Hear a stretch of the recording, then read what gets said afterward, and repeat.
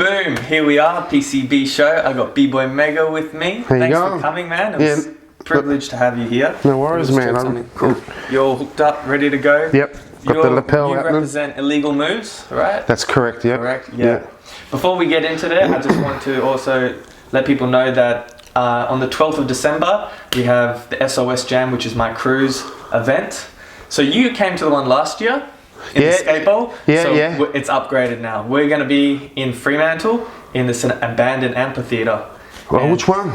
It's in this park. I forgot what the name of it is, but I'll leave a link. But just it's the in street. Fremantle. Do you know Fremantle where the golf course is?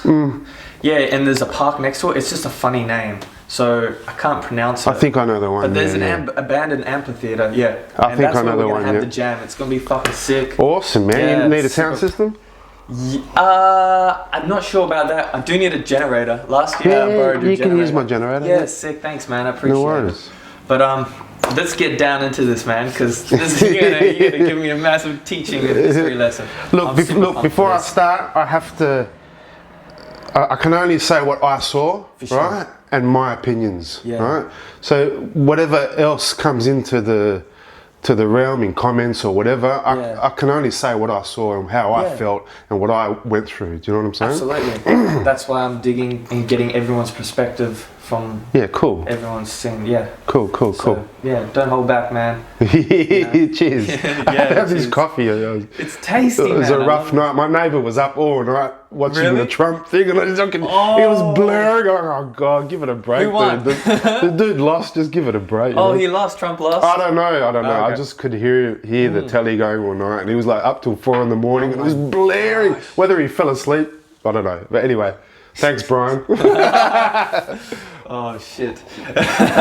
Well, first of all, I actually want to start to learn a little bit about you before we go into the Perth history as well of hip hop. Yeah. When you were first exposed to breaking, like how did that happen? What got you into it, involved in it? And what were you doing so much? Were you doing mainly breaking or graph, a bit of everything? Well, to me, I saw it as came to Perth as a package deal. Do you know what I mean? Okay. So, with the movies that were out at the time, and the film clips, Buffalo Girls, what year was that, sorry? 83, 84. Oh, okay. Yeah. Just when but to go a bit before that, I started Greek dancing. I'm Greek. I started and all Greeks have to do Greek dancing, right? And have to dress up and stuff like that. So at the Greek church, it would probably be that's on Carr Street in North Perth. It would probably be 1979 when I first started. You know, when you're 5, you have to start Greek dancing. You know, it's the traditional thing. I also went to school 6 days a week and did 6 days. Yeah, man, 6 days a week up until probably 88, 87. That wasn't a normal school though. No. I had my normal primary school, but on Saturdays I had to go to Greek school, which was in North Perth School, primary school. Traditional Greek stuff. Yeah, I had to learn Greek, you know. And at that school we had Greek dancing, and then at Russell Square, across the road from Russell Square in the city, is our Greek church. I forgot the name of it, sorry, Papa. But next to it is the Hellenic Centre, and we had our classes there. So from 1979 to 88, 87, until I weed my way out of it because I didn't want to do it anymore. Because my parents, you know, for sure. I did Greek dancing, right? Now, the first time I ever saw anyone properly break, I mean, robotics and that's different, right? I saw that way before. Oh, really? Oh, yeah, robotics is Buck Rogers or just acting like a robot, you know, that's robotics. It wasn't anything to do with music or like that, but kids would act like robots, you know, it was all the time. The caterpillar.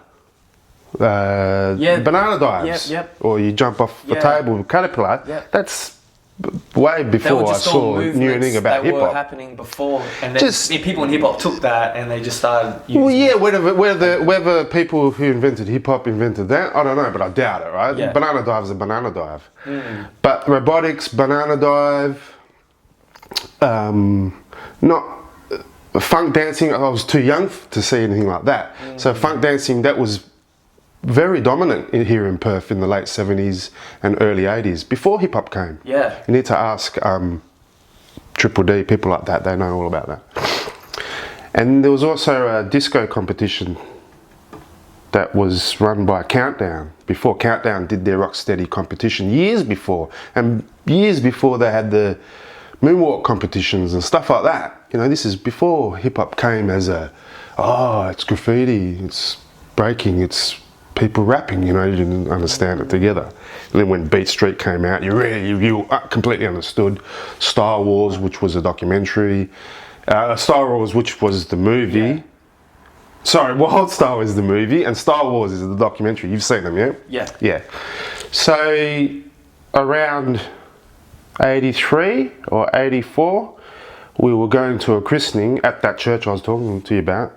And the first time I ever saw someone get down, as in proper getting down breakdancing, doing a handspin, was John Trumbus. And he used to hang out with MKA and High Five and stuff like that. He was a earlier hip hop head, you know what I mean? He was right into his R&B. He actually gave me all of his records. Thanks, John. And yeah, I was looking at it going, what the fuck? And there was other Greek kids doing Theo's older brother. I forgot his name. He was there too. And it was like, fucking hell. And the very next day, because that was a christening, the very next day I went to school. So this must be 84, late 83.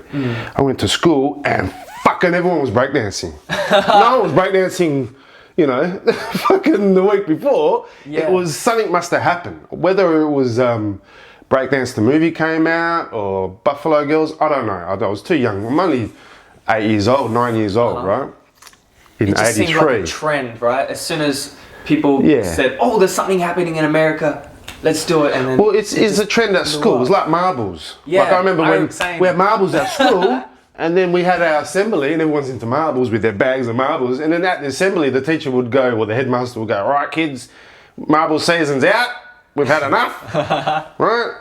If anyone's caught with marbles next week, scab duty, and scab duty or scab duty. Right. Scab There's duty, always those trends and stuff. Like mine, there was cards. We used to deal with a lot of cards. We had cards as well. Yeah. Different types though, but. So then when breakdancing died out, it was BMX and skating and stuff like that. Skating was sort of before as well, because skating is mid-70s, I would say. Yeah. There was a skate park built down here. The first skateboard park built in West Australia was down here. This one in Spearwood? It's not there. It was bulldozed. I think a kid killed himself or something on the thing, and they bulldozed it in with sand.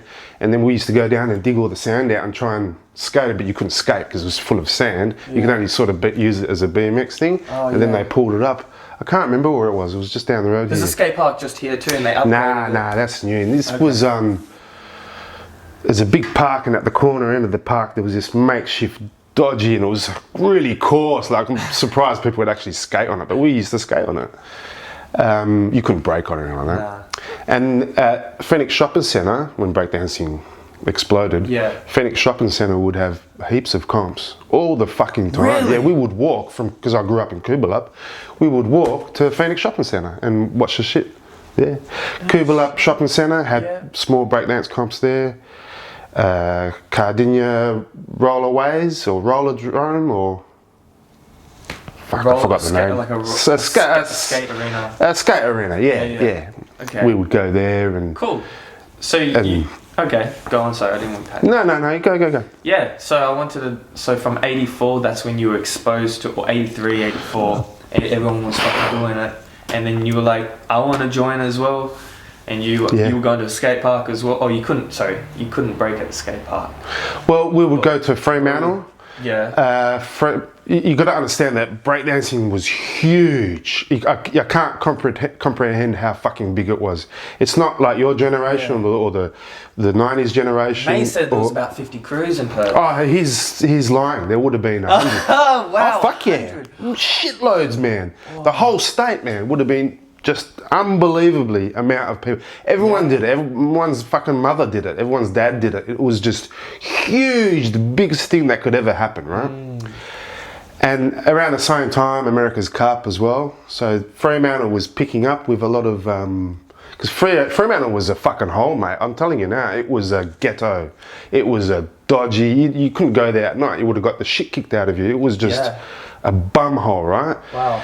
And then when America's Cup started, when we won the America's Cup, do you know what the America's Cup is? It's a big yacht stuff? race, right? Well, we won it, and we brought the cup back to Perth, and all of a sudden, we're going to hold the comp in the next whatever when it was coming up. So all of West Australia and all the rich people from the eastern states came here to establish, to make money off it, right? Yeah. And that's when it exploded as well. That was around the same time. So I remember breakdancing at the chessboard in Fremantle. Is the chessboard still there? There's a chessboard in Fremantle opposite Mills, where the town hall is. Anyway, there's no chessboard there now. We used to break there, and people older than me used to break there. That's about it. Oh no, General Justice had somewhat of a record store there, and I remember there were kids breaking at the front there. Right. This is '84. Fresh. Yeah. That's so sick. Yeah. Kids dancing outside the record store.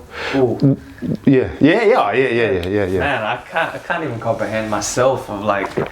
It was huge. Yeah. It was huge, and then boom, gone. Like when did it stop? Gone. And the same thing, like I said about the marbles. No, we can't have breakdancing anymore. It's next week. No more breakdance, because there were just crowds and crowds. Like I remember at my school, there were 3 or 4 circles in the cafeteria. Yeah. Just going off. Wow. Man. Oh, fuck yeah. There would have been 10 crews at my school, primary school. Whoa. I didn't know what was going on in high school. Primary school. That was in primary school. So God knows what was going on in high school. Wow. Right? Yeah, I never experienced. I wasn't there. Oh, right? shit. Okay. Same with going to the Forest Chase. Too young to go there. I'm only 9, 10 years old. Okay. Only once or twice, Mum would go shop. I'd go shopping with Mum, and she'd leave me there, and I'd be watching, which is a shame because I was breaking at the time. I could have got down, but too young, too young. Little shoop, you know. Do you know what I mean? Intimidated by it. Very intimidated. And plus, everyone was much older than me. Like I'm nearly 50. Maze is 10 years older than me, right? So you've got a bit of a generation gap, you know. Okay. All right. And Illegal Moves was your crew. When did that time come when you formed and found the right people you wanted to hang out with and train with and just battle with? Because was that a bit of a gap? Is there some more stuff? Yeah, there's a big gap. So this is about 87, 88, and around the time I got into Chola Fat, right, Kung Fu. And again at North Perth Primary School, that's where it was on Sundays. So I was probably doing 7 days a week, you know what I mean? So I did Greek school on Saturday, and then the next day I'm there, right, doing Chola Fat. I can't remember who was there, but I remember seeing one of the Lacey guys was there, you know, the old school grandmasters or whatever. And a good friend of mine, Petro Voris. And there's Petro there in '84. I'm actually standing next to him. I'll take a picture and I'll put it on. As you go, yeah. That's Petro. Petro was in the Balga Breakers. That was a crew in Balga. Oh, that right. Just line them up here, and then you can take photos of them later. Yeah, okay. We'll just put them in order. So so as you can see, he's doing his freeze in the lounge room. Yeah. And with the kamikaze headband, which and there was also at the Royal Show they had show bags, breakdance show bags. Oh, nice. Really small little crappy boards that you would break on. Oh wow! Yeah, and Kmart used to sell them as well, things like that. Yeah, right. So when I didn't bump into Petro. I've known Petro since the '70s, but when he was getting into it, I had to do it because he's my friend, you know. Yeah. And him and George Bayontakis, who's Fink, he used to write Fink. Petro used to write Spire, and George used to write Fink, the original Fink, not the what's his name? He's a funny dude too, but the other Fink. And we would break at the front of his lawn there. So when there was a Greek dance or stuff like that, at the end of it, most of the times we would go back to, or a christening or whatever, would go back to someone's house and breakdance. A lot of Greeks were breakdancing in Perth then. Right. Yeah, shitloads. Same, and years later I found out Melbourne was just with Greeks breakdancing, but we didn't know what. Of course. We never had internet or anything like that. So, so I was not into fighting or Chola Fat, and it was a bit too much for me. So I just started practicing at home. And by that time, this is 87, 88. Oh, sorry, blue light discos. And seeing blue light discos were discos run by the police. Now they were held here at Phoenix, not Phoenix Shopping Centre, next door to the Phoenix Shopping Centre there used to be a library and a big hall. Is it still there? Yeah. That's where all the blue light discos were. And about 86 or 87, because I wouldn't say I stopped breakdancing, I've never stopped breakdancing, right? But about 86 or 87, I was like, fuck, what's going on? There's a circle. And I'd go and look, and the B-boys were, I forgot his name, but he used to ride this racer. He used to live on Archidamus Road in Kubaluk. He used to ride this racer, skinny dude. And he reminded me of Devious Doze from Rocksteady Crew, same sort of look, cat, you know. And this other guy called Jason Cole, and another guy called Brad Hanna.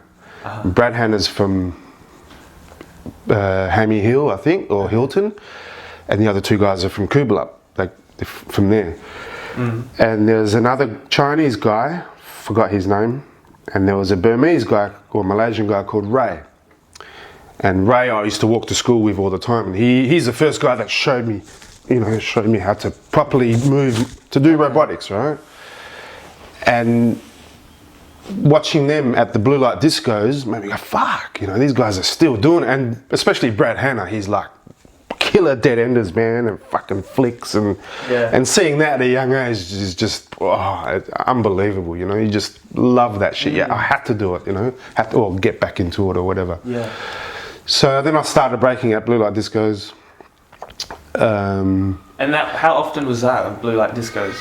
Every school holidays. Every school holidays. Yeah. Okay, so every school holidays there was a blue light disco, and it was advertised on 96 FM or something like that.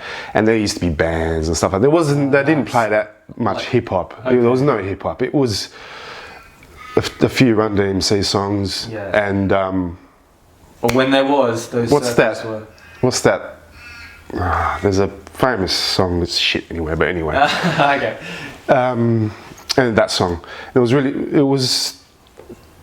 just to see that energy made me want to get back into it. Now, these guys either stopped, got into graffiti or DJing or whatever, right? I was still collecting cardboard. My father was collecting cardboard for me, and I was still breaking at home. Nice. And I think 1988, this is before I hung out at Cinema City, again too young to go to town. Actually, that's a lie, I was going to town much younger than that, but anyway. I was on the bus going to school, and this kid get on the bus. Short little dude, sort of Anglo-Indian sort of looking dude. For maybe a year he'd get on the bus. And then I was sort of getting into graffiti at the same time. So this is 88, maybe end of 87. And he's looking at my graffiti, he's going, hey, you do graffiti? I'm like, yeah, how you going? And we introduced ourselves, and that's Warren. Where's Warren? His tag was Skaze. And when I met him, he goes, oh, what's your name? And I said, Hust. My first tag was Hust, or Hustler. Hust. I copied a bust tag and changed the H to Hust. I don't know why, I just like that style. Plus the early graffiti, I just loved it. Years later, all the early graffiti was, everyone was tagging small and just unbelievable style. No one fucking went out there and shit, and the tags are this big, and people sat at home and worked it out properly before they went out and put anything out there, you know what I mean? Especially the graffiti around here was really good, really nice style. That Brad Hanna guy and Jason Cole guy, they inspired me a lot. So that's Warren there doing a boogie head. He didn't really have head spins, but he could do windmills into boogie head. And he goes, well, what's your name? He goes, I'm DJ Shaker. Fuck off, you're not a DJ, you know what I mean? But he would do mixtapes. Nice. He actually taught me how to do it. Okay. So you would, find the best song, pause it, get another song. So you'd have 2 tape decks and another tape deck, and you could do dubs and layers. It was pretty dodgy, but it was enough to make your own mixtapes, So when I'd record, that's the other thing as well. At the same time, Scratch FM started by Triple D, Double K, and Sugar Ray. and that's West Australia's. Sorry, it's probably Australia's first radio show.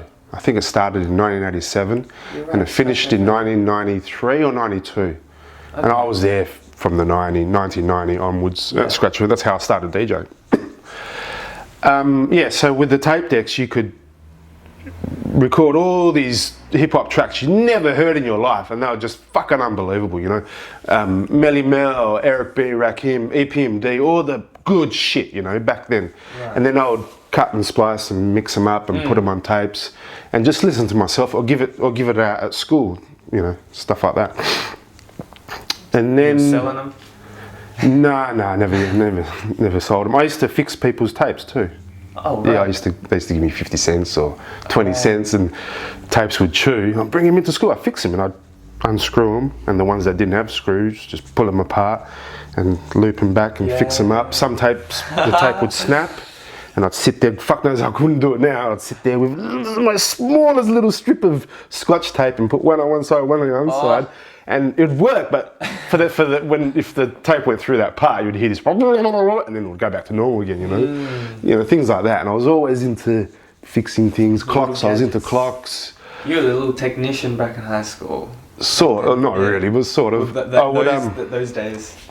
Mum and Dad got a stereo VHS player in '83 or '84, and I would. My brother was into playing guitar, but we only had an electric guitar. Yeah, he played bass later. We only had an acoustic guitar, and the VHS stereo recorder came with a little stereo microphone.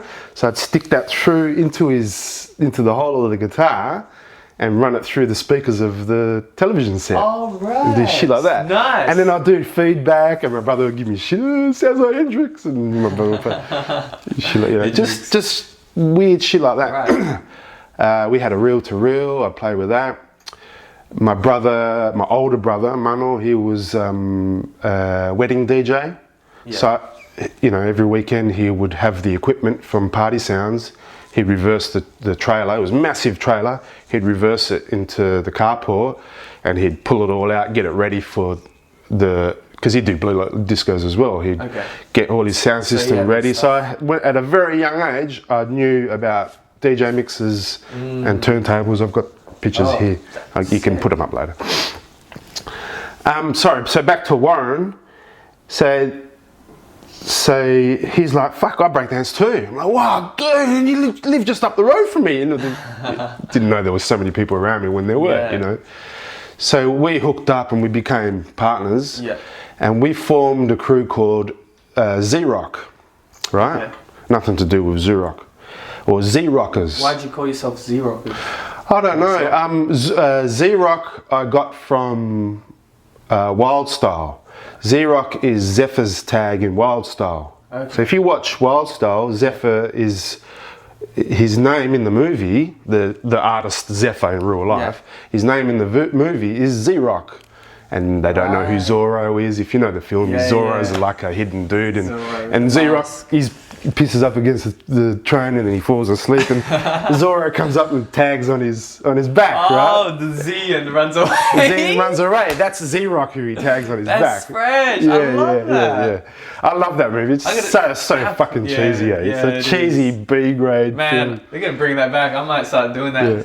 Just tagging. But I mean, we're always into that. We're always into finding shit films to watch and just piss ourselves laughing. Because another thing at the same time, everywhere there was VHS rental shops. So the first time in West Australian history, people could hire movies, go home and watch them all night. It was the first time everyone fucking started sitting on their ass, you know, in the decline of people going out, in my opinion. Then years later you had computer, and then years later you've got the internet, and now no one fucking goes out anymore, right? Well, they do, but I'm getting old. Brainwashed by this shit. TV anyways, that's political. I couldn't sit down and watch television, even to this day. When my family watch television, I'm standing up watching it, or I lie on the ground. I can't go to the movies anymore and watch a film. I don't know. Same here, man. There's something wrong with me. I'm either very selfish, just agitated, or I must be ADHD or something like that. My son is, so... Yeah, I don't think so, because like I'm like that too, because I know like I'm very proactive kind of guy, and want to be productive as well, and it's like, yo, I don't want to be sitting on my ass watching something that someone puts in front of me what they want me to watch, you know, like stuff like that. But that's selfish though. You have to, yes it is, you have to give people respect. If someone asks you to watch something, you have to go, oh that's cool, let's watch it, but to go to a movie, you know, it's just too much energy. But if someone, you know, portrays something for you to watch, you should watch it, yeah. Okay. No one really portrays me to watch anything, because I just don't watch anything. But I don't know. For me, I'm very frugal with my time as well. I would actually. I'm the same. Yeah. I would rather sit down and read a book than watch a fucking movie. I'm the same. Yeah. I'm the same. Anyways. Like sometimes I'll get stuck playing computer games, you know, on Steam or something like that, because my son's into that. Yeah. And after half an hour, I go, what the fuck am I doing? I'll go into my studio, write some music. Oh, nice. Anyway, so back to... let's jump back in. Back to 88, 89. So me and Warren are starting to break, and we form Z-Rock. The Z-Rock, right? There's only both of us in the crew. So there's just two of you at that time. Yeah. And so there's my panel. Them, but I'll check them out. I did a few Z-Rock panels. Yeah, that's all right. Okay. I did a few Z-Rock panels. Oh, nice. And I'm probably the only one. Who's on that train? Is that you? That's me, yeah. Oh, right. I was like, oh shit. They tried to catch us by putting the layup at Leighton Beach. But every time transits would come out, or there was no transits back then, but every time they came out, this is two cars sitting in the middle of Leighton Beach layup, right? So every time they come out to get us, we'd hide inside, and they wouldn't get out in their cars and come and have a look in the train. Then they leave and we'd jump back out and keep on painting. Oh, but they saw you in there. They knew we were there, they just didn't give a fuck. But that's the whole reason why they were sitting out there. Look, I don't know what their deal was. Maybe they wanted to get insurance. Yeah. Because these trains were taken off the line. See, I've never done... I've only done 2 running panels, right? Okay. I've only done 2 running panels in this city, right? But so when the electrics first come out, right, it really killed the graph scene, because no one wanted to paint on a train that had ridges. Yeah. And Perth didn't really have a train painting scene. Yeah. There might have been one in the late 90s and now, with all the young kids running about. But we're quite happy to go to old train yards and things like that and just paint on scrap trains. Like we were quite happy to go to the old wool stores and go in there and paint, because the whole place was shut down for 30 years. And inside it just became this massive art gallery of of graffiti. And the other place was Satan's Mansion, which is the old Swan Brewery in Mounts Bay Road there. And Satan's Mansion was just this massive labyrinth. That's my first piece, 1988, Mega. I'll take a picture, I did that in my backyard. Hey. The spray paint design, I copied that from Psy. Because down the road he did this, down the road in this alleyway, he did this hip hop, don't stop, in the similar style as the album cover. West Street Mob, I think it's on there. That style, and he had that spray can character on the side. Right. And then on the right hand side he had this, I remember it to this day, he had this massive ghetto blaster with lightning bolts coming out of it. Nice. And I'd walk to every day I walk to school looking at it and go, wow, that's so cool, you know? Okay. So I copied that. I mean, everyone copies from each other. Yeah. But Satan's Mansion, that was the old Swan Brewery. It got shut down in the early 80s, and squatters would go there and riders would go there, and just kids to run amok. If you wanted to go there and smash windows. And I fell through a level when I was there one time, because I walked over a plaster panel, because it's just this place was like fucking 6 stories, right? I walked through. Yeah, man. No, Satan's Mansion, Swan Brewery. Right. If you get the EMI export can, the building is on the. Still there. It's that's a picture of the building. Yeah, it's not there anymore. It's in between. Next time I drink EMI export, I'll have a look. It's on the picture. Is on it. Where the freeway passes. So right where the freeways join. by Parliament House, it was right there. Yeah, so it was, it's on Mounts Bay Road. There's all new apartments there now, and they all fixed it up and stuff like that. It doesn't exist anymore. However, there was literally 2 levels of basements of rooms there and car parks there. And because the whole of the Swan River to this day is right now is being pumped out of Barrack Street and stuff like that. If those pumping stations stopped, right, our river would swamp right up to Adelaide Terrace and St George's Terrace. That's no bullshit, and it would flood the whole of the law courts, all that whole area, Esplanade would all flood if those pumping stations stopped. But because the Swan Brewery had shut down, they stopped the pumping stations there. So we would walk down stair levels and there'd be fucking another 3 levels of water. Shit. Yeah, it was unbelievable, man. This place was just it was the best place to go, right? Oh, so we'd all meet up at Cinema City and we'd all walk down there, we'd buy spray paints.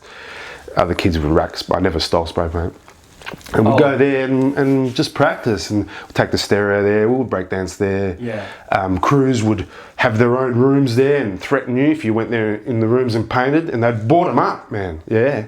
So there was, I've got all the photos here, there was an SNA room, ABC had a room, and it wasn't really like that. No one really beat you up, but you're not allowed to paint in this room because it was, we had our own section and stuff like that. You'd walk in a room and there's some guy asleep and stuff like that. It was a fun time. It was interesting, right? Yeah, it was a really fun time. I have to show you that. There it is. That's Satan's mansion. That's the front. That's how you got in by going into this building. There was all these buildings, and the reason why we called it Satan's Mansion, because at the front here it says Satan's Mansion. So you'd walk in the rooms and there'd be, and I know what blood looks like when it fucking dries, right? And there'd be pentagrams in fucking blood, man, and there'd be candles on the ground, like someone's having a fucking seance or some shit like that. You'd be like, whoa, and it'd just be this surreal, there's ghosts there and stuff like that. And I remember I bumped into Rampage. Rampage was like, don't go there, man, you gotta watch out for Jason. What the fuck, who's Jason? You'd be freaking out, who the fuck's Jason? So Jason was this character painted it into this wall, and when you walk down this hallway, this is in that basement part, you'll be walking down the hallway, and some areas you'd be there with a light, it was so dark, but this was sort of lit because it was a street level down and it had those little window holes, like the little dots of light. There. So as soon as you turn this corner, and it'd scare you every time, as soon as you turn this corner, there'd be this fucking silhouette of this black thing, looked like a fucking ghost, and it had Jason written next to it. Watch out for Jason. What a funny tale, bro. And then you go from there, you get the staircase right up to the top, to the SNA room. Yeah, that's the SNA room. So you go right up to the top of the SNA room. Right, you open up this massive door. There's this huge room. Like I can't explain how big this room is. Yeah, that looks really big. There's a lot of space there, man. And to the left here was the stairwell, and we would. One time we disconnected I don't know what it was, a pumping station head or an engine block. I don't know what the fuck it was, and we dragged it out and we ditched it down the fucking elevator, mate. Like you could kill yourself there. Yeah. People probably did. That's probably why they closed it down. There's another. But that's Petro, Husker 2, Shroom. Shroom's a famous rider. Are you taking a photo? That's I forgot. That's a Melbourne rider. I forgot his name. Nice. I took the photo. Yeah. Dude, that's fucking sick, man. And this is Perth. Empty as. Let's see this. Look at this photo. You can see how dead Perth was back then. That's the main train station. Looking at entertainment, looking west, standing in the middle of Horseshoe Bridge. Yeah. That's the hospital. No, that's Telecom Building. Oh, okay. Wait, there's the hospital. And then the old bus station. Yeah, right. It's not there anymore. But these days you can walk straight through that, and before the train went on top, now it's all sunken underneath. Yeah. Damn, man. All right. Okay. So you didn't get to where you formed your crew, Illegal Moves. Go back. Now you're an 80s. Okay, so now 80s, right? it's Late 80s. 89, 1990, Z-Rock, right? Right. So 91, 92, we formed Illegal Moves. Now at 92. yeah, I would say 92, yeah. Early 92, maybe 91. Who was that with? So we formed at that. So we established ourselves, and we These met. guys breakers? No. Those Petrol braked a bit, and Yeah, he okay, stopped. yeah. No. We hooked up with Astro, Kid Astro. Okay. His name is Joe O'Malley. He was way better than us. Fucking good style. He did statues. You know what statues are? You do windmills. freeze? Windmills, you freeze around and it looks like you're freezing, but you're still doing windmills. Statues. I don't know what you guys call them now. Oh, we call them like icy ice. Is that an icy ice where you still you Icy freeze ice the is a windmill and B-boy. you're still gliding on your hand Well, you're not. and your head's on the ground. Yeah, not quite, because you're still doing a windmill, and they're called statues. It's hard to explain. He was really good at them, and plus he was a lot skinnier then, and I would put him up on my head, and we'd do helicopters as well. Yeah. Okay. Yeah. That was a big thing. So too. it was mainly us three. We had a Asian guy with us. I forgot his name. He was a good bloke. I saw him recently actually, and Mr. Sa. And Mr. Sa was Mentor's older brother, and he was a bit of a weirdo. And I hope he's doing all right now. I heard he's not doing too well mentally, so I hope he's doing all right. But he was more into doing tuts, robotics, and he just had 6-step and turtles, you know.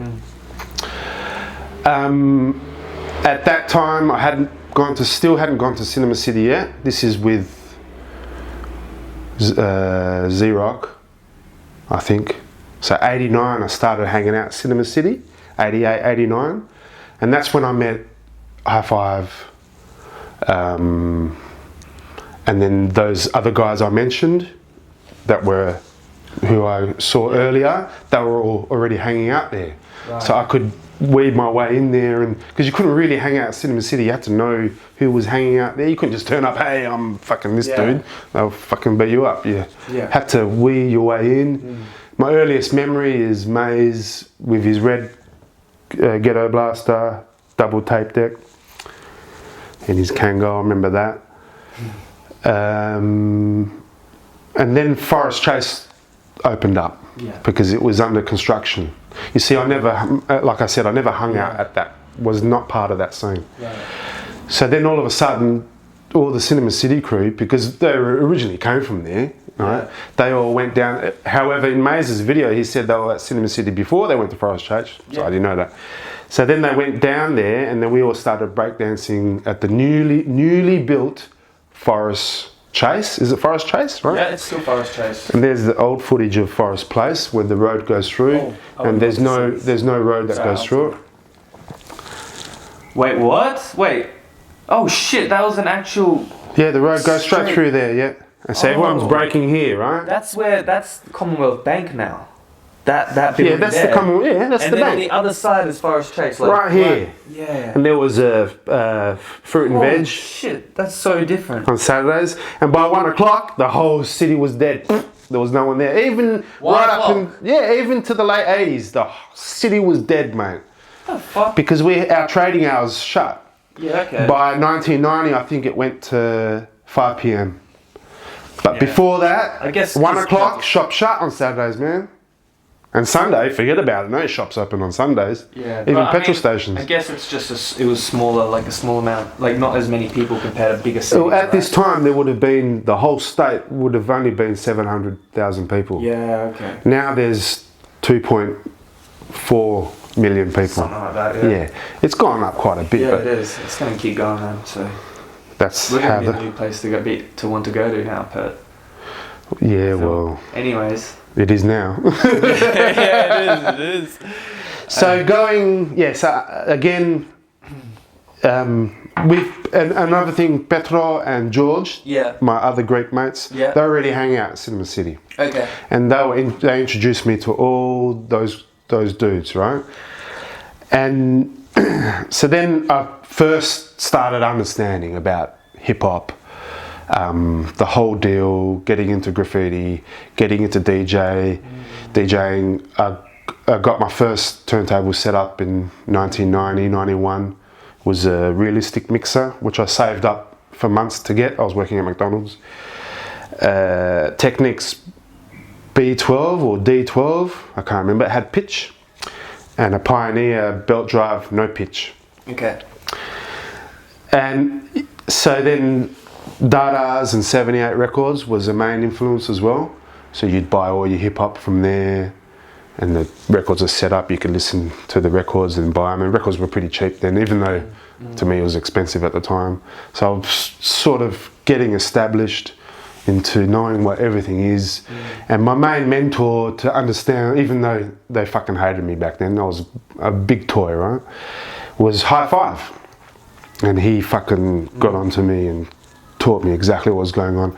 Showed me, I had no freezers at all at the time. I could only do backspin, shitty windmills. I never had because there were two types of backspins back then. You had your normal backspin, which was scissor kick, and then you had American backspin.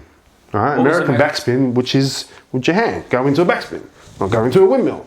Oh, right? Okay. Whether legs invented it, I don't know. Right. Crazy legs in that. I understand what you're talking about. In that London. He calls it the continuous backspin.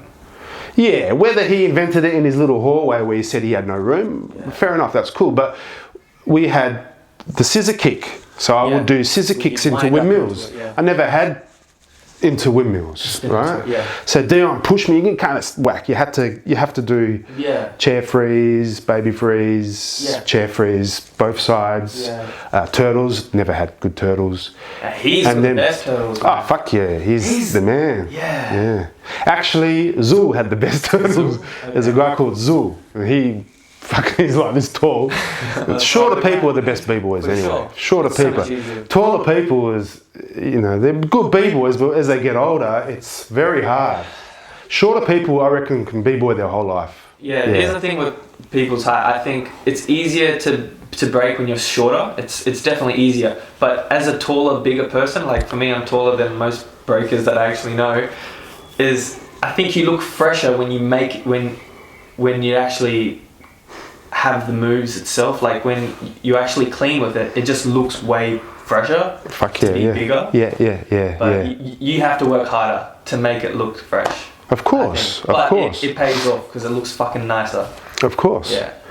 And that's where that whole style thing came in, because different body types. You have to have style and not just the power moves, and that's where the whole mentality of. I mean, people weren't really dissing power moves. They were encouraging around the whole world, but unknown to us at the time, encouraging that to get that style happening again. And I think that's what really got that 90s generation to get into it, I didn't really like the fact up into the mid-90s people were pulling their pants up. I never got that.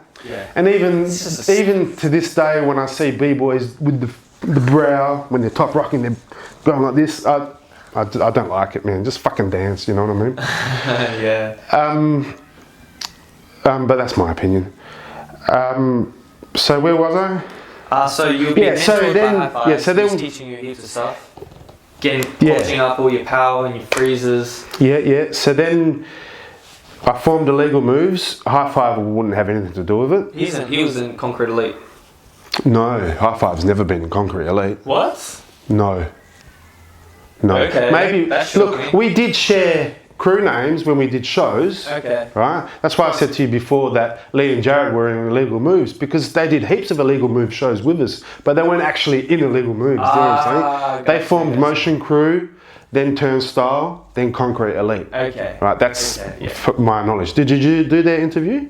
Did they come and do their interview? No, they didn't show up. I'm planning to try and reschedule with them. Okay. Yeah. Well, they'll tell you exactly what happens. Now, you got to understand that we were toys, man. The only good b-boy in our crew was Joe. traditional, because both his older brothers were proper b-boys, like Maze, the same age as Maze, you know what I mean? They even knew Maze and that and were dancing with him because they lived around the corner from each other, well, close to each other. So learning off Joe, learning off Dion, we slowly established ourselves and started doing shows. We were confident enough to do shows, right? So nightclubs, Rumours nightclub, Exit, Jules. Jules was probably one of our first shows. Empire nightclub, Factory nightclub, Club 17, which was in Sorrento Key. Club 17, we did most of the shows there, but never got paid or anything. Mario Tavelli was the DJ. He'd clear the floor, would dance and battle. At that time, the Running Man was popular. MC Hammer came out. Vanilla Ice, all that shit. So we were battling kids that were doing that. So we'll do the Running Man, we'd do shuffling and stuff like that, and then we'd fucking burn them with windmills and backspins and shit like that. And always get prizes. There were always giveaways as prizes and stuff like that. We did, before they built Pabry Walk, they would set up a stage there, like they set up a stage now in Forest Chase. Before they built Pabry Walk, there was a stage there, and Greg Packer, he was the DJ there from memory. There were other people DJing there as well, but that's again High Five, Maze, myself, Derek, Lee and Jared, Warren would all be breaking there. Then they built Pabry Walk, right? Okay. Did you break there? No. You didn't break at the bridge? There was no bridge there.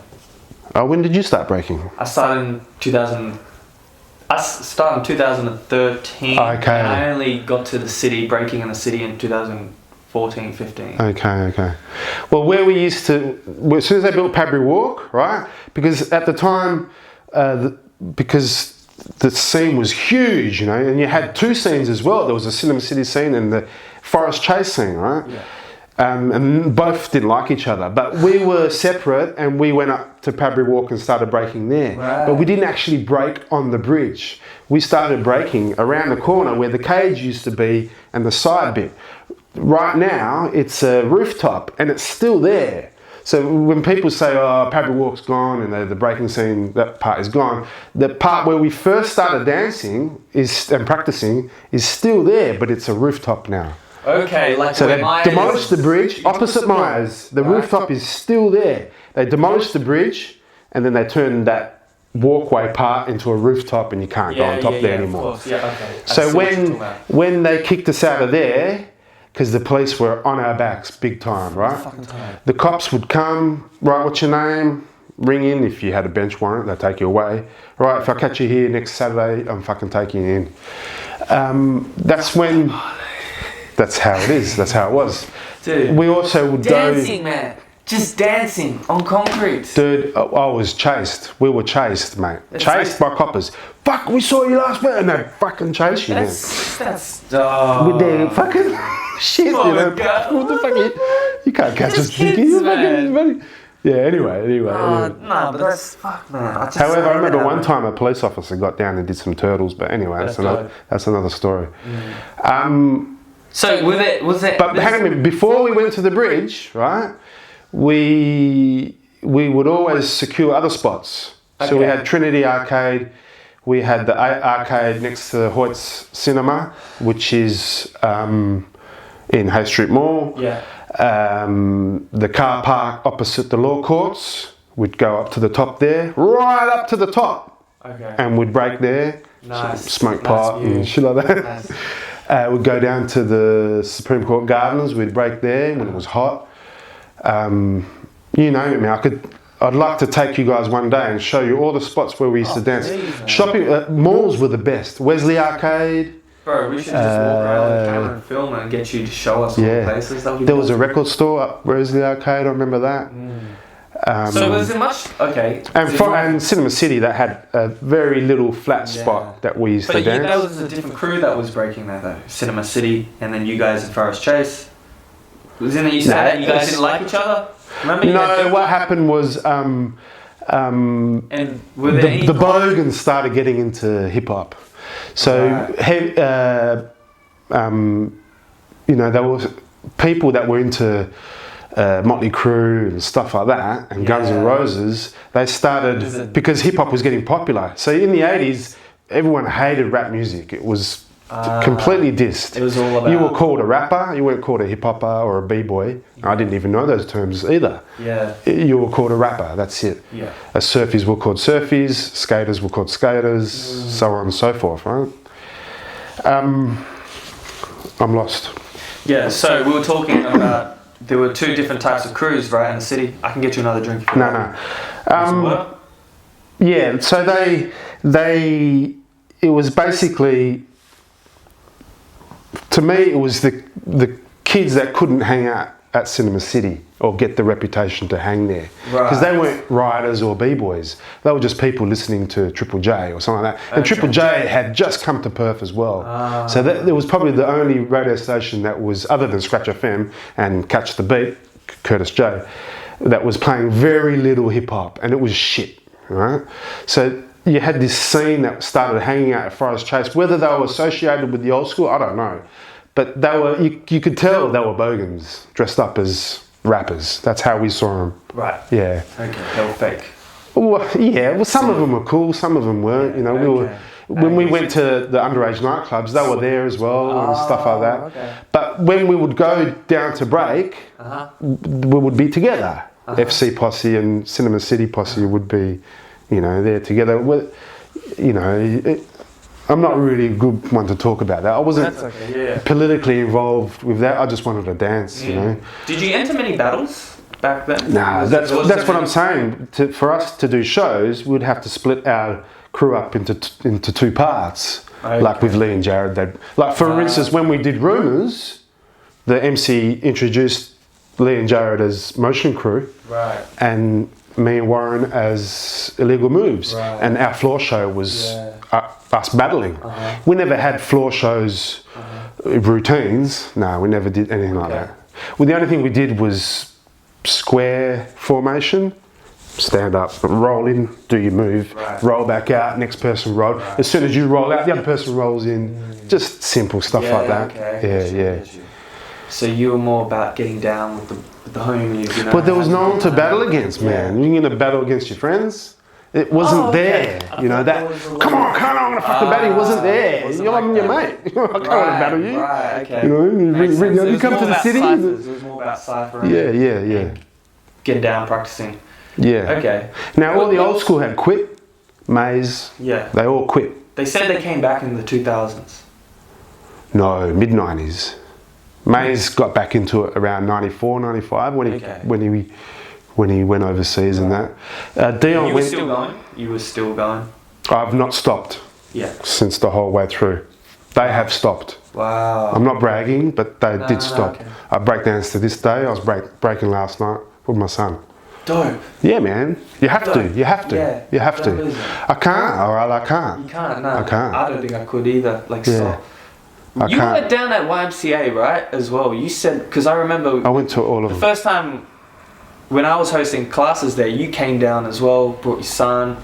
That was really cool. And then you were telling me, like, yo, I used to practice here. Like, when was that? And what was that like? Which YMCA building is that? YMCA HQ in Leaderville. Well, HQ in Leaderville was formed by about 20 people, and I was part of it. My band was the first band that ever played there. Wow, the first you were in a band as well. Yeah, my band was called Elvis Penis. Electro Perspective. So we would dress up costumes and stuff like that. Years later we dressed up in costumes, but like Elvis? Yeah, so when I got my turntables, the next thing is to get a drum machine, a microphone, and start recording my mates rapping. I wanted to be that producer, you know what I mean? Yeah, you were always involved in it with your brothers. Well, I understood the concept with my brother's setup, right? But my brother, to this day, hates hip hop and disco. He fucking can't stand it, you know what I mean? But for me, once I got my turntables and I had 20 records, I thought I was a fucking DJ. I thought I was a producer. But I wasn't, you know. I had to get the drum machine, which was a TR-505. I got that in 1990, 91. A good microphone. Yeah. I recorded probably I would have recorded Hunter's, do you know Hunter? Robert Hunter? He's probably Australia's best, you know, new school sort of 90s MC. Okay. Yeah, he's awesome dude. I recorded him first time. He would have been 16 years old in my shed in Kubala when I recorded him. He took the tape home and then I made my own tape, but I fucking recorded techno over it, didn't I? Do you know what I mean? No. I mean, imagine if I had that tape now, whether he doesn't have it. I remember asking him before he passed. But that's a shame. I mean, he was such an awesome dude, man. He only copied Run DMC and NWA and Ice-T. But years later, he became very famous all over Australia. To this day, he's really famous. Yeah. Then he got cancer in the late 2000s, and he passed away in 2011. Yeah. Oh, that same year, I was diagnosed with type T lymphoma as well, and just went through this whole stupid, just my friend dying, and then I was diagnosed with cancer, and then I had to go through full tests for a whole month, and then a month later, because I had to go on a diet, couldn't take anything, a month later my doctor goes, oh no, you don't have cancer. So I'm like, fuck.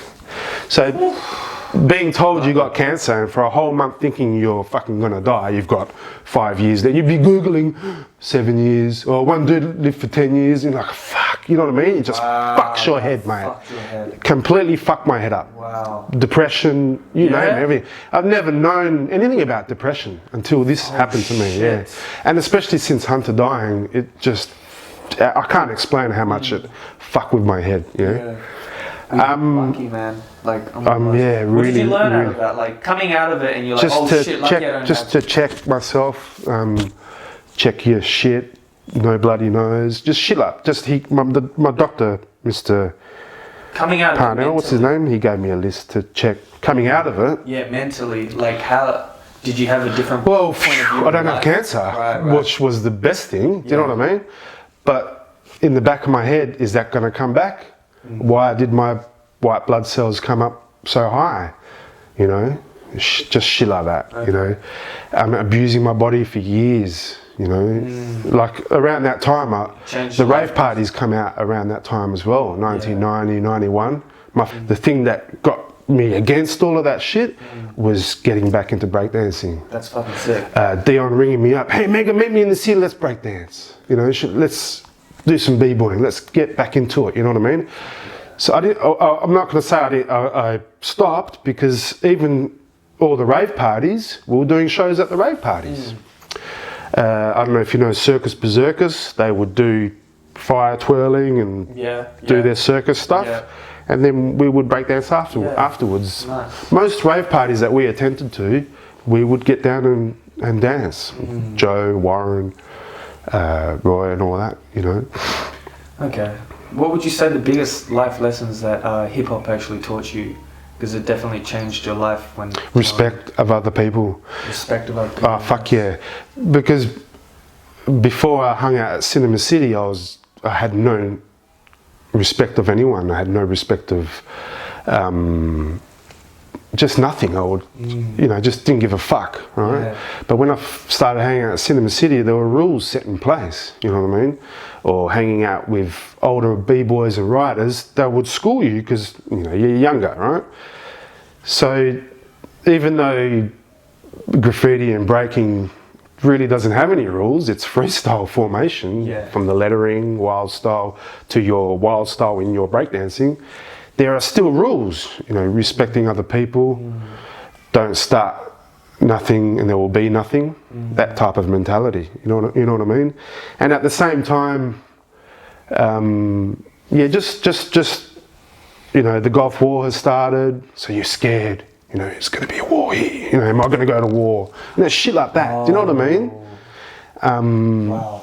Yeah, man, yeah. Not like now, you know, no one gives a fuck, you know, fuck yeah, go to war. But back then it was, you know, even in my high school that I went to, they were telling us, mate, in your lifetime, you're gonna be going to war. And they drilled it into you. Yeah, man, I went to a really strict, fucked up private school that fucked with my head, man. I don't want to go into it. I was bullied to fuck, and then I become a bully. Do you know what I mean? Yeah, that's what makes bullies, right? The abused becomes the abuser. And that's a cycle that's going in this world today. It's horrible, right? So hanging out with that crew straightened me up. Because if you went out of line, hanging out with those cunts, you would got the shit kicked out of you, and you wouldn't hang out there ever again. And I saw that many times. I saw people that were established in the hip hop scene, but they had some type of altercation, and they dropped out. Right, they're gone. They're not doing shit anymore. You know what I mean? Wow. So you really had to. There were rules, just morals, and you had to respect other women. Any abusing women or hitting them, they'd fucking kick the shit out of you, mate. But there was a massive respect for women at the time. You know what I mean? Wow, that's so good to hear that. Like. What hip hop does for you, like how even though there was a lot of fuckheads. There was a lot of stereotypes about hip hop, you know, like, oh, that's for bad people. They're like not. It still is today. I think there's good and bad in everything and everywhere. You know what I mean? But it's what you're looking for. But it shows like. Well, you have the beauty of hip hop. You have to the life lessons it gave you. That's fucking. You have to establish yourself at home before you go out. That was one of the main lessons. Don't go fucking tagging shit everywhere. If your tag looks like shit, work at it at home, and your colour formation, your letters, then go out and do a piece. I never ever went out there, ever thought to go out and start tagging unless it had to look good, it had to really look good. I never got on the floor with other b-boys until I was really confident. Even though I was only doing a backspin, do you know what I mean? Right. Yeah. Work on yourself first at home, for sure. And all the jams, like Les Murdy Jam, which is where I first met Lee and Jared. Les Murdy Jam, man, they were good jams. They were held by... the hills, man. At the skate rink, it was. Behind the skate park there. It was held by JD, I think. Scratch FM. Then there were the Deaf at the Edge jams. And that was up Pakenham Street in Fremantle, and it was Perth's, West Australia's first skateboard park. Huge indoor skateboard park. We had a massive ramp, and I think that ramp ended up at HQ. I'm not sure, but the hip hop jams there were fucking awesome, and they went for 10, 12 hours, man. Wow. Yeah, man, it was awesome. What was going on in those jams? Like, what was there's a video of one on YouTube, but they took it down. I don't know why. And the video is awesome. I'm only 15 years old in the video, and what was the jams like? Like, what was going on? What were they? Just the hip hop jam. Yeah. Cut Nice was right. So JD, they're the ones that organised it. Obviously, there were ciphers that. Before that was Toffee Rocks, organised by Triple D and Sugar Ray. And that was upstairs from this building here. Right. So at the back of this building here, upstairs you had Toffee Rocks, and downstairs you had Split Second, which was like Time Zone, and a food court. And then there was a pool thing. Again, I was too young to attend to those places. Right. I think Toffee Rocks was the first hip hop club. Okay. Don't quote me. What were the jams like though? Like, exactly what was going on in those jams? Do you remember? Were there highlights of there? What was your favourite? Well, people would start painting. Yeah. Everyone had their marked walls. Right. Because you'd paint on the ramps and stuff like that. And then later on, there were girls there. There was dancing. Everyone, But it wasn't a dominant thing. It wasn't like I'm going to go there to get stoned. It was just there, you know. And then. The rappers would start, so Deadly Fresh would perform. Nice. Perfexi would perform. Wow, live performances. T-Mac would perform. Sorry, T-Mac. He was, there's another guy. Pretty cheesy shit, but it was early hip-hop, early Australian hip-hop. It wasn't cheesy. Some were American accent, and some no American accent. There was that beef too. That's the best thing about hip hop in Australia, is that we fucked the American accents off years ago. Now, if you watch Australia's Got Talent, it's 2020, and they're singing in the American accents to this day. I fucking can't stand that shit, man. You know, we were very strict. Why are you rapping? You're not American. You should rap in an Australian accent. So there was a gradual, you know, everyone was rapping in American accents, Run DMC, copying or whatever. And then when people were more established, that you really had to get rid of that American accent if you wanted to, because people were trying to get record deals and stuff like that. Do you know what I mean? I mean, if people started, I don't know, you need to speak to other people. I'm not that old school to, Right. Well, bro, we're running out of time, but I want to see what some of the stuff that you brought. What exactly is this, right? So this is now, DJ Chips. This was his? No, this is a magazine made by myself and... You made this? Yeah, and Triple D. Okay. Yeah. The photographs... Chips was selling this like 2 years ago at the Bird. No, we were selling it. Oh, okay. Yeah. Now... were you there that night? Yeah, I organised the night. Fucking, I didn't even see you. And the Carlton night. Oh shit.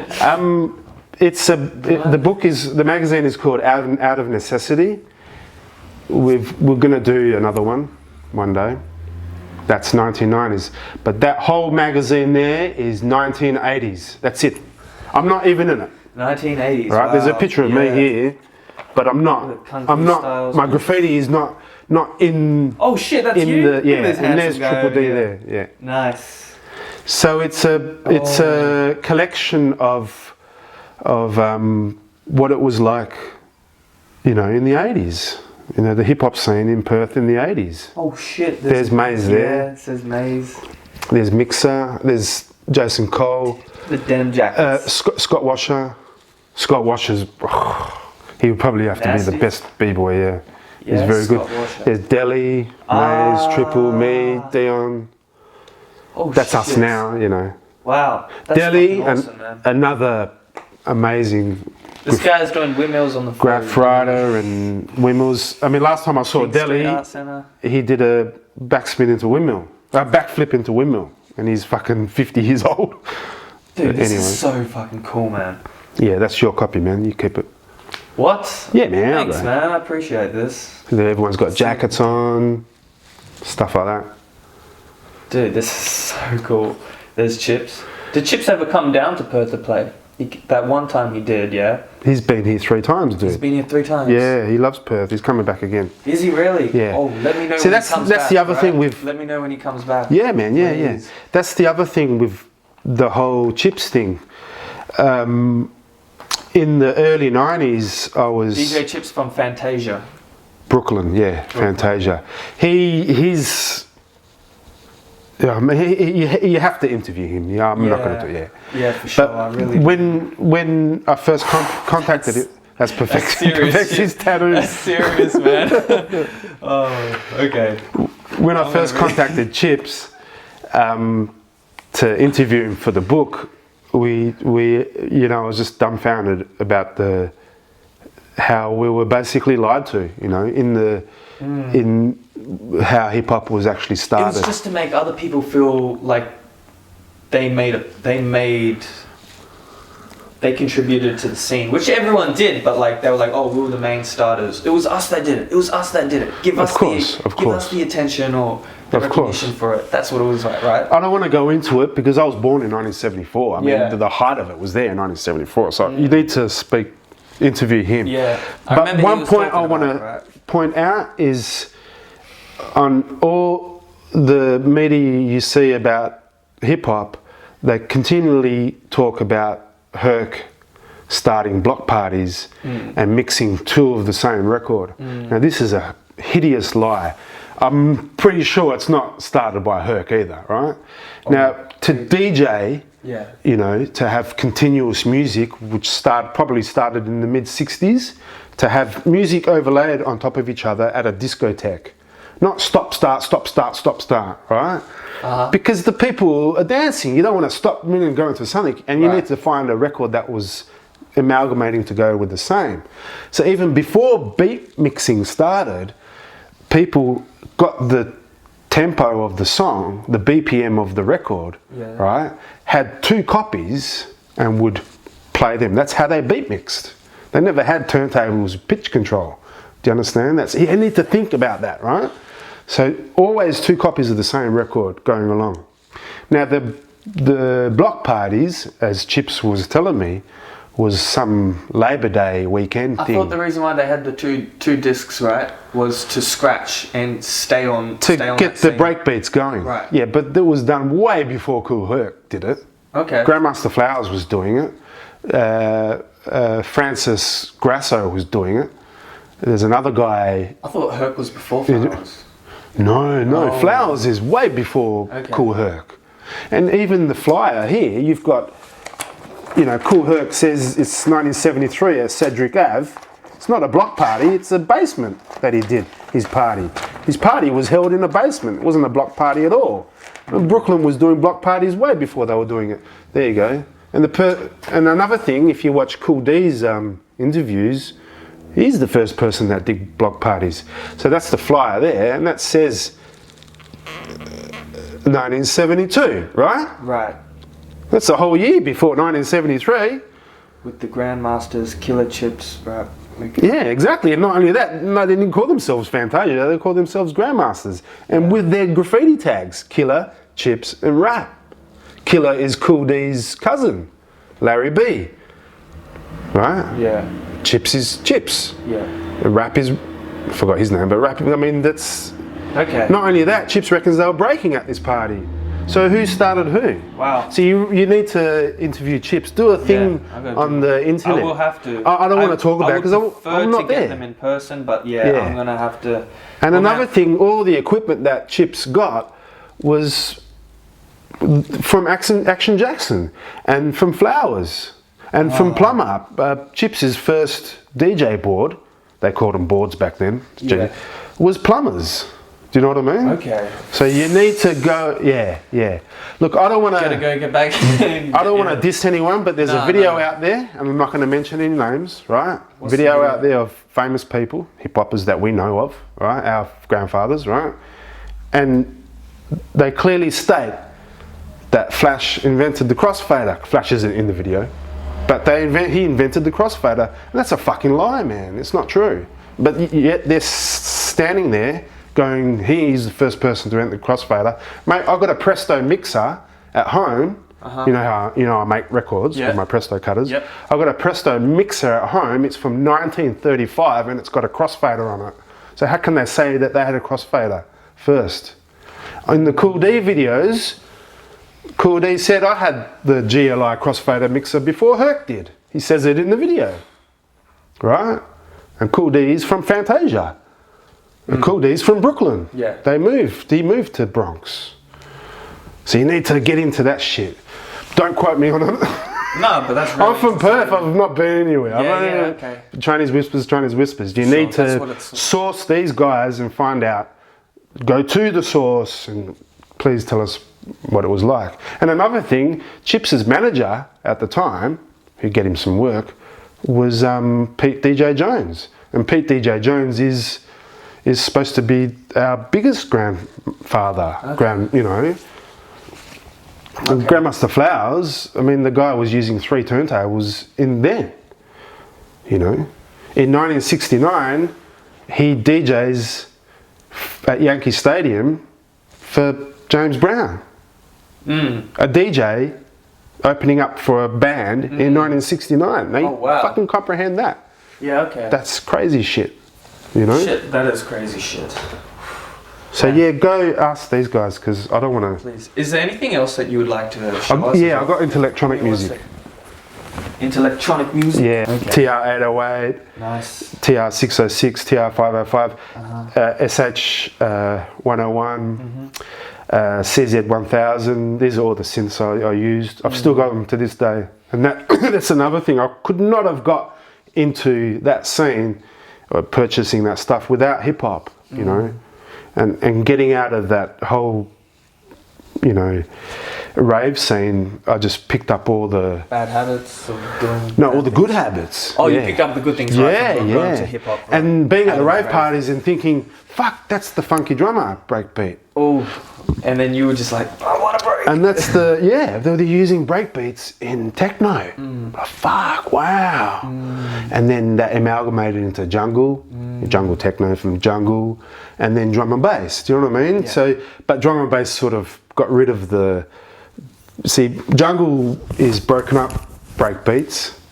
from the funk and 60s and disco era and the funk era, and drum and bass, they would break up the snares in the drum and make the beats solely like that. Do you understand the difference? Yeah. But jungle music I was right into, and jungle techno I was right into. You could dance to it, it's really quick, and you go, and, you know, shit like that. But when drum and bass came out, it just, I didn't get into it. No, you didn't? Nah, I didn't really. I sort of liked some of the stuff, the bass lines and that, but I just didn't. Yeah, I was. Another thing. So, yeah, another thing with illegal moves, I took that from acid house track, because we were right into acid house music, right? Right. Illegal moves. What was acid house music? What kind of music was that? With the TB303. Okay. You know, the acid house. Man, you should know acid house, dude. It's fucking awesome. Okay. So you had house music, acid house, hip house, which had more of the breakbeat in it, amalgamated into techno, then jungle techno, and then the rave techno. Italians are a big influence on that. And then people might think it comes from the UK. It does not. It's very Italian influence. Yeah. Check out Spaghetti Disco on the internet. And trip out. I love it. All that Spaghetti Disco. You know, that rave sort of sound. It's very Italian, or Ibiza sort of area. Right. You know what I mean? Okay. Even though all those English DJs went through all those areas, it still comes sort of from that area. Do you know what I mean? And of course, North America. You know. Yeah. So Illegal Moves is taken from an album called the Straight Tripping EP. And one of the songs on it is called Illegal Moves. And that's where as soon as we recruited Joe and Mr. Saar and those other guys, we changed our name to Illegal Moves. That's where we formed Illegal Moves. And then, and then the rest is history. You know, by practicing with Dion. Dion, you have to interview Dion because he is, without High Five, there'd be no link between the new and the old school. There'd just be that new school. If you go to other cities around the world, very rarely you'll find a complete link of people from the old school knowing the new school. Like you wouldn't know Maze. You know what I mean? There's a big gap because everyone stopped, right? Yeah. But because Dion was pushing everyone, he would ring you up. Oh, meet us in the city. They used to hook up at fucking 6, 7 in the morning and break in the malls in the city before they'd go to work. Ask Lee about that one. Yeah, because Lee was working at Myers. They'd all rock, and you know, I don't think I ever made it. It's too early for me. But yeah, High Five would have to be the main instigator of keeping it together, of bringing it back to Perth. Wow. Right, because is an export as well. He went to UK in 1990. He went again in 92. I think it was 92. Then he went to Germany and Europe twice. And every time he'd come back, he went to Sydney. I think the first time he went to Sydney, he came back with the Battle Squad videos. And that just fucking blew us away. He's watching Battle Squad videos like, fucking hell, man. I just want to quit. I think I remember Maze saying, I'm quitting. Battle Squad videos, they were just fucking unbelievable. Second to None videos. You know, this is the first time we started seeing, they're still breakdancing, wow. And selfishly, we thought that we were the only ones doing it. Do you know what I mean? Right. We never had the internet. We never knew, no PayPals, pen pals, anything like that. And any American sailors would see, that's the other thing, collecting tapes off American sailors. Any American sailors would bump into you, they'd be going, is you guys still breaking? Or has breaking just come here? Fuck off. We're just still breaking, dude. You know what I mean? There was some taking a piss. Very rarely you'd meet a B-boy. It was very rare. Oh, shit. I think the only B-boy I ever met was... Right? Like in Perth, man, people weren't travelling as much. There's no but when a ship would come into Fremantle, it's not like these days they go to Bunbury and they only stay a week. Back then they'd stay a month, 2 weeks. Okay. So I'd take them to my parents and, you know, nice. They might not be into hip hop, but I'd always try and get tapes. Yeah, and you'd tapes learn and a lot tapes. from them, hey? At that time, when I was getting tapes off sailors, it wasn't much hip hop. It was, again, acid house and techno, you know. I've still got Ron Hardy tapes, Lizard Lounge tapes, Larry Levan tapes from sailors, man, not from the fucking internet. Yeah, Wow. from sailors. That's fucking sick. Another DJ. Good trade stuff. What's his name? Yeah, well, yeah. Maze was telling me because he had his double tape deck, he would, while he was hanging out with them, copy their tapes. Yeah. But I would take the tape home and copy it there. Yeah. Fuck yeah, man. So quickly go. How much? We got more time? No, we don't have a lot of time. So then bump into 94, 95. It just exploded again. Yeah. So I don't know what it was. Yeah. It just exploded. Maybe it was us. Establishing ourselves up at Padbury Walk. Yeah. And then because people would walk through there. Said something similar to that. He said, yeah, we just started again and people started coming in and joining. Because you get off the train and you'd walk past us every time. Yeah, okay. Yeah. And that's We'd also go to the train platforms and break there with the ghetto and stuff like that. That's my phone. But I must stress that he didn't get into it till much later. Right? Okay. About 94, 95. Yeah. Only because he went overseas and he was blown away, and he again brought back the videos and stuff like that, and like with Dion and things like that, meeting Unique in Sydney, and then hanging out with all the crews in Germany and stuff like that, panels. Even Delhi went there, was breaking there, and then just being inspired.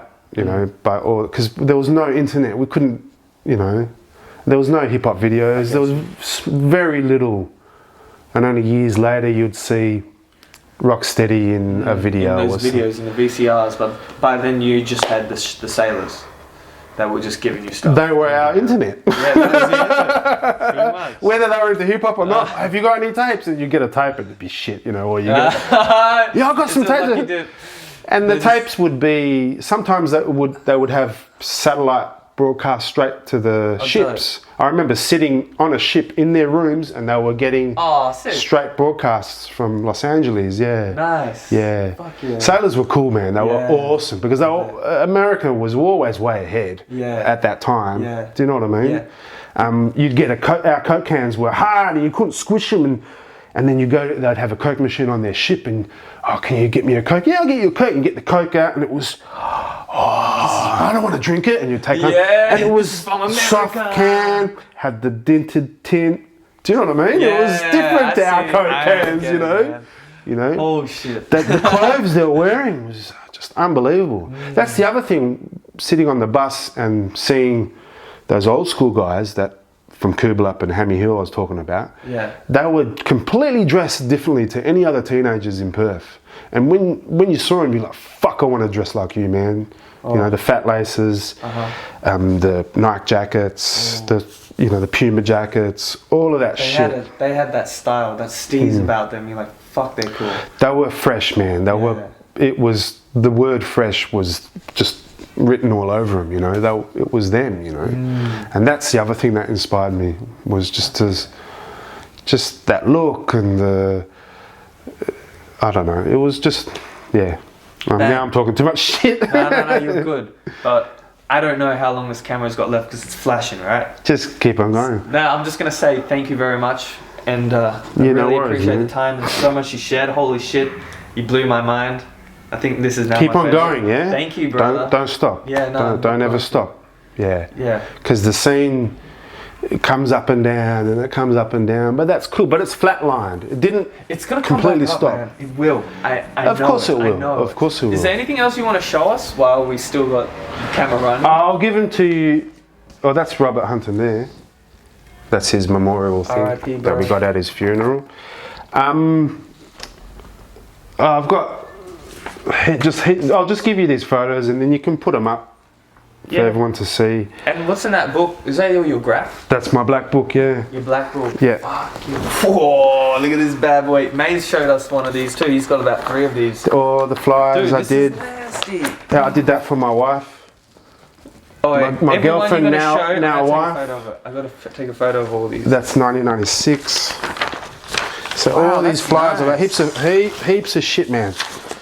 Look, this one here has got, this is the breakers, look, Skank and the DJ. Skank, High Five, Napa, Catapult was one of my DJ names. I think on here it's got Motion Crew. Oh no, that's the wrong one. Okay. Everyone you show, I'm going to take a picture. All of this shit. I did the Egyptus piece. That's nice. With Melski at Test Out. Let's zoom in.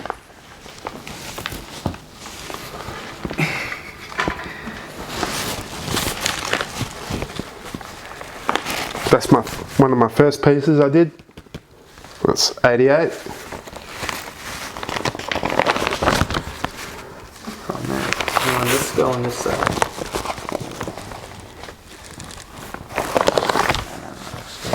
Is that right? City Rock, I painted that at North Lake High School. I had my dog with me. These BPMs. There's one of my panels there. I'm 15 years old there. I painted that one too, South Lakes. Some of the jam. That's my graffiti conviction. Oh, I love it. When I got arrested, 1988, for graffiti. That's my DJ Disco M, Mega. Mega. Cheesy shit. Where did you get your name? Who gave you the name Mega? It's short for Mikali. Mikali. Michael. Yeah. Migali. And Aussie kids can't say so Megali and then got short to Mega. Some of the jams I did, that's my Elvis Penis. Elvis Penis. Yeah. We changed our name to Electro Perspective years later, just a bit more professional. It was too shit. I painted that. That's the side piece, 1988. I can barely see that. Yeah. This here is the first time Hunter ever rapped to an audience. I was the DJ. That's 92, that's Clint's birthday party. And at the back of his house we'd jump in the river and have lots of fun. Fuck yeah. Electro Funk, one of the jams I did. This is our setup, Pearl Concussion, the 808. Just electro, we're right into electro, yeah? This is my crew. Oh shit. Illegal Move, that's how big. Yeah. That's how big our crew was. Hang on, let me get this. I must stress, High Five's was never in my crew. His crew is TPC, Perfect Combination, with Maze and Empire from Brisbane. Not Concrete Elite?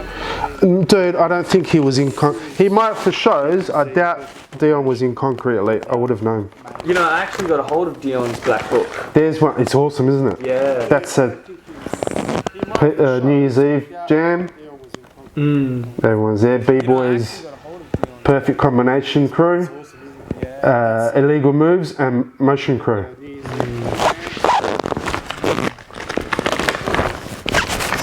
That's my wife. That's one of my running panels there. Going through this central. Again, don't do graffiti. It's a different world. So I encourage kids not to do it. When I become a youth, going through this central. Again, don't do graffiti. It's a different world. So I encourage kids not to do it. When I become a youth worker, I think I encourage a lot of kids not to do it. We're full. Is that it? Yeah.